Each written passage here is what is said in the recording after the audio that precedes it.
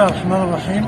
هنيئا للشعب المغربي وهنيئا تنهني الشعب المغربي من مدينة بني ملال بهذا الفوز اللي فرحنا كاملين، وتنتمنوا مسيرة موفقة إن شاء الله والتوفيق في المباراة القادمة إن شاء الله. تنتمنوا اللاعبين ديالنا يستمروا في نفس الحماس ونفس اللاعب، وتتمنوا التوفيق والازدهار ان شاء الله ودائما المغرب. وهنيئا الشعب المغربي بهذا الانتصار هذا اللي هو تاريخي، غادي يبقى في تاريخ المغرب ان شاء الله. وهنيئا للدول العربيه والافريقيا كذلك، لانه المغرب الانتماء ديالو لافريقيا والعرب.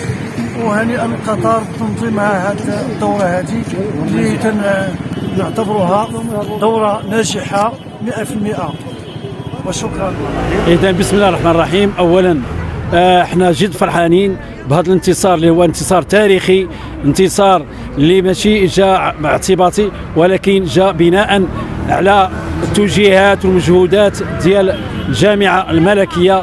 هذا واحد الانجاز اللي هو تاريخي اللي غادي يبقى مرسوم في الاذهان ديالنا. هذا الانجاز غادي يبقى مرسوم في الذاكره المغربيه. هذا انجاز تاريخي، هذا انجاز اللي تنصتوا الاعداء ديالنا، تنقول لهم بان احنا موجودين رغم كيد الكائدين. المغرب دائما موجود، والمغرب دائما غادي في طريقه رسم الطريق، وغادي يبقى في واحد المخطط اللي هو سليم، مخطط سواء في مجال الاقتصادي او الرياضي. ودائما تنقولوا دائما المغرب وعاش المغرب.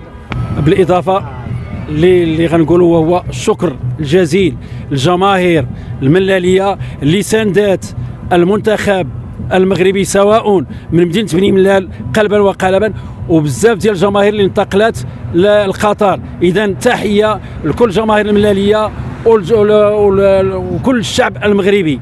اذا رحنا مع المنتخب قلبا وقالبا،